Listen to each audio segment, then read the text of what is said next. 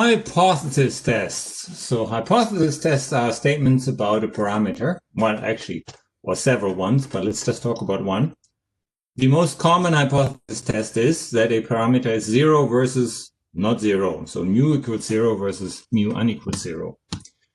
The alternative hypothesis, H1 here, affects the answer. So what this one says is evidence against the alternative can be both very large values for an estimated mu or very small, meaning very negative values for an estimated mu, right?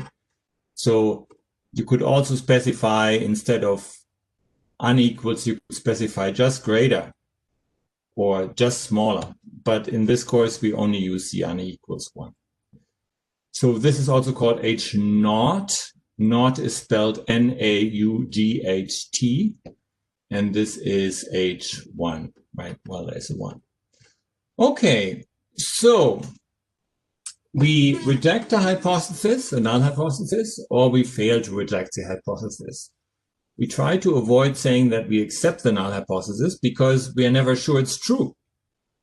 And this is very much a parallel to a conviction in a court of law, where we assume somebody is innocent until proven otherwise, until we find out, well, the probability that he's innocent, given the circumstances, given the data, is really, really, really, really, really small. And then at some point we say, this is so small, it's not believable.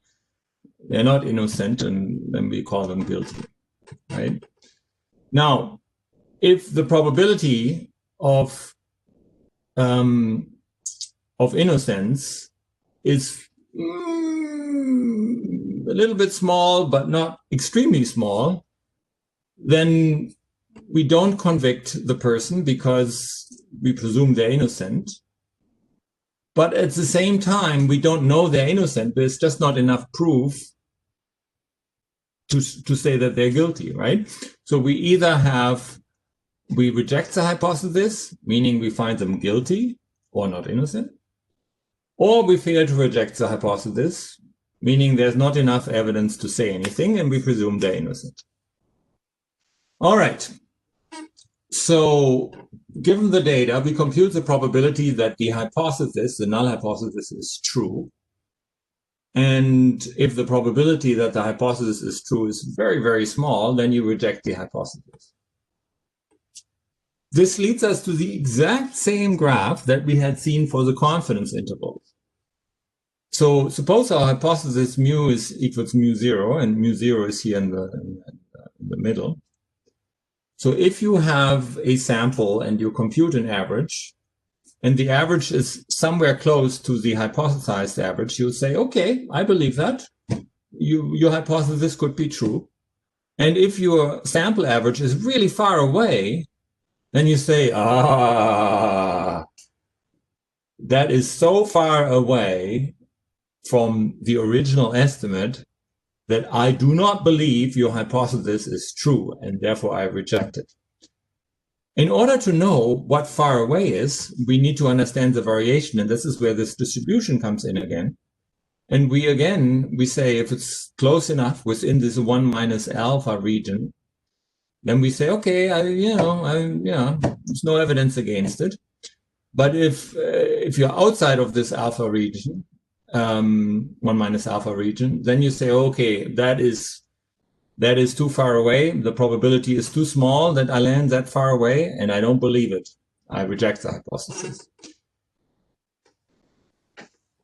The computing of confidence intervals and hypotheses are exactly the same. It's like yin and yang.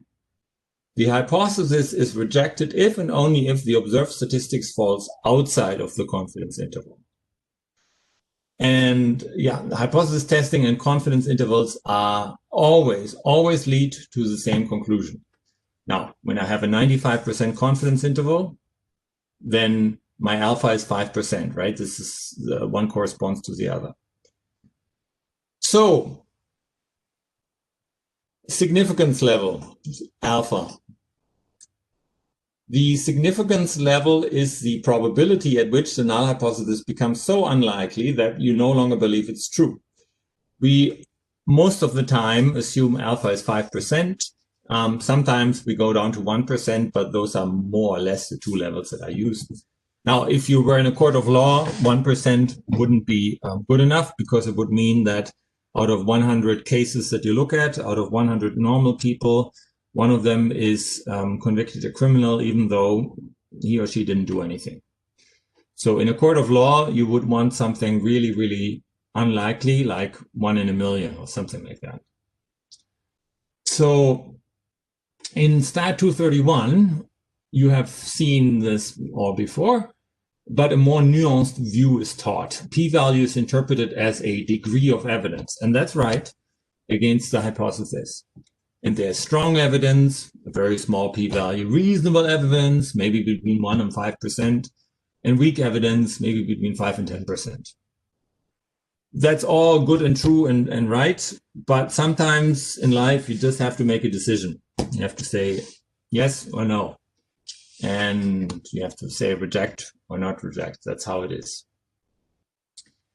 All right, so the final thing in this segment, I wanted to talk about the word significant, because it's easily confused.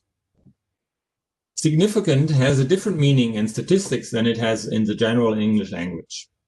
This is a significant change. What does this mean? Well, in English, it means that's really important. It's an important change, or this change is so large that it matters in practice.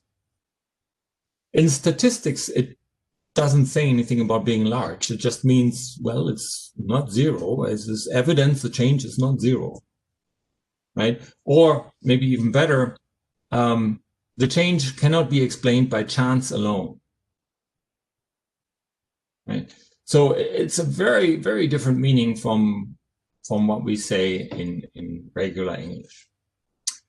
All right, this concludes this segment.